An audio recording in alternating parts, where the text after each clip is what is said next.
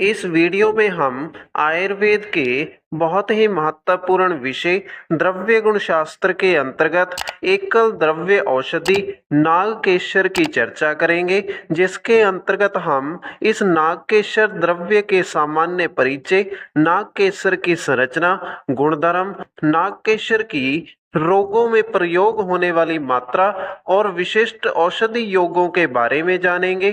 तो नागकेशर की व्याख्या को अच्छे से जानने और समझने के लिए वीडियो को अंत तक जरूर देखिएगा।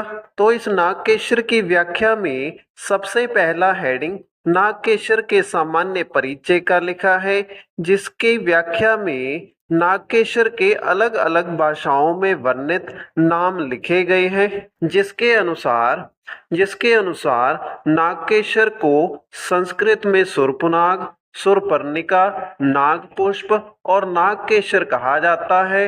हिंदी में इसे पीला नागकेशर कहा जाता है। इसके अलावा बंगाली में इसे नागेश्वर, मराठी में सोरंगी, गोड़ी उंडी, कोंकणी में रोन उंडी, गुजराती में सोरगी, तमिल में सिरुनगुप्पू, तेलुगु में नागकेसर मुल्लू, कन्नड़ में नागकेशर, मलयालम में नागप्पू, लैटिन भाषा में मैसुआ फेरिया कहा जाता है। इसके बाद अगला हेडिंग नागकेशर के वनस्पतिक परिचय का लिखा है, जिसके अंतर्गत लिखा है नागकेशर के वृक्ष सदाबहार होते हैं, जो अधिकतर असम, बर्मा, श्रीलंका, बांग्लादेश में मिलते हैं। तो इस वनस्पतिक परिचय की व्याख्या के अनुसार नागकेशर के वृक्ष सदाबहार होते हैं, जिनके पत्ते सारा साल बने रहते हैं। नागकेशर के वृक्ष बर्मा अर्थात म्यांमार,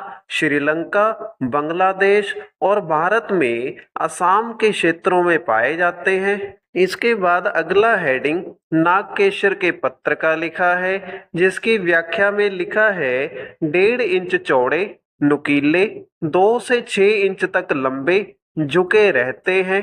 तो इस व्याख्या का अर्थ ये है कि नागकेशर के पत्ते 2 से 6 इंच तक की लंबाई वाले होते हैं और इनकी चौड़ाई 1.5 इंच तक होती है।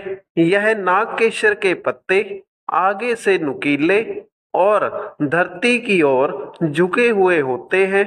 इसके बाद अगला हेडिंग नागकेशर के पुष्प का लिखा है, जिसकी व्याख्या में लिखा है वसंत ऋतु में सफेद या नारंगी रंग के 2 से 4 इंच की परिधि में गोल लगते हैं।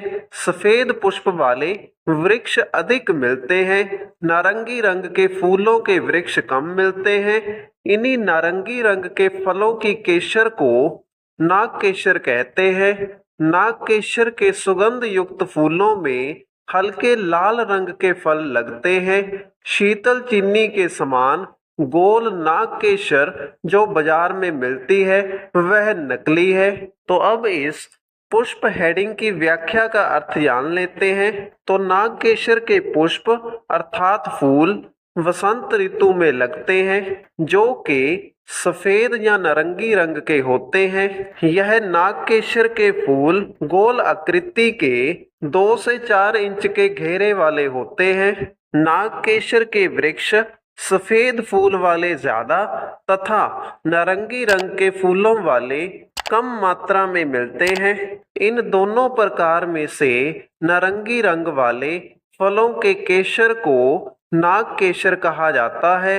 नागकेशर के सुगंध युक्त फूलों के बाद इन पर हल्के लाल रंग के फल लगते हैं। बाजार में शीतल चीनी के समान जो गोल नागकेशर मिलता है वह नकली नागकेशर होता है। इसके बाद अगला हेडिंग नागकेशर के रासायनिक संगठन का लिखा है, जिसकी व्याख्या में हल्के पीले रंग का सुगंधित तेल जाति की राल का नाम लिखा गया है।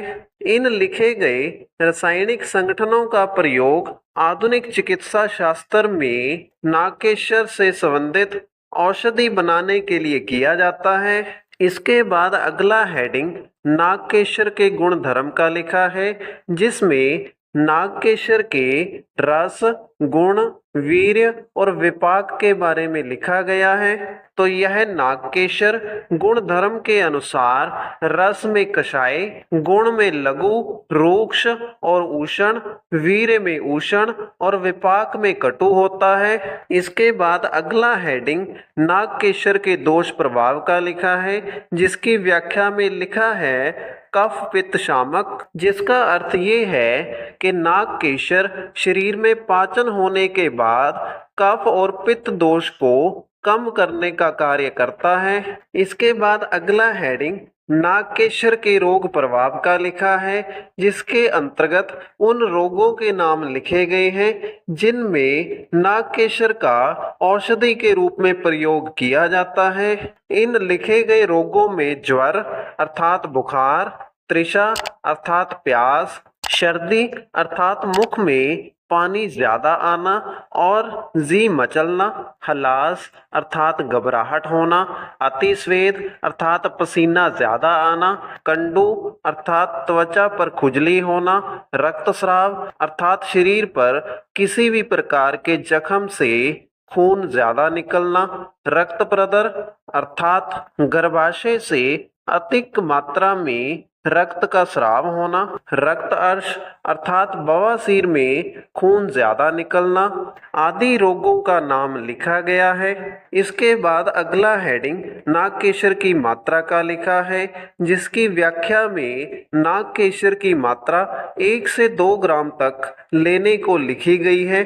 इसके बाद अगला हेडिंग नागकेशर के प्रयोज्य अंग का लिखा है, जिसकी व्याख्या में लिखा है फल पुष्प, जिसका अर्थ ये है कि नागकेशर के फल और फूल का प्रयोग औषधि बनाने के लिए घटक द्रव्य के रूप में किया जाता है। इसके बाद अगला हेडिंग नागकेशर के विशिष्ट योग का लिखा है, जिसकी व्याख्या में उन औषधियों के नाम लिखे गए हैं जिनको बनाने के लिए घटक द्रव्य के रूप में नागकेशर का प्रयोग होता है। इन औषधियों में नागकेशरादि योग, नागकेशर चूर्ण और पुष्यानुग चूर्ण का नाम लिखा गया है। तो इसी के साथ हमारी इस वीडियो का विषय नागकेशर द्रव्य की व्याख्या यहीं पर समाप्त होता है। अगर आपको वीडियो अच्छा लगा तो वीडियो को लाइक करें और इसी प्रकार से आयुर्वेद से संबंधित निरंतर वीडियोस प्राप्त करने के लिए हमारे चैनल को सब्सक्राइब करें।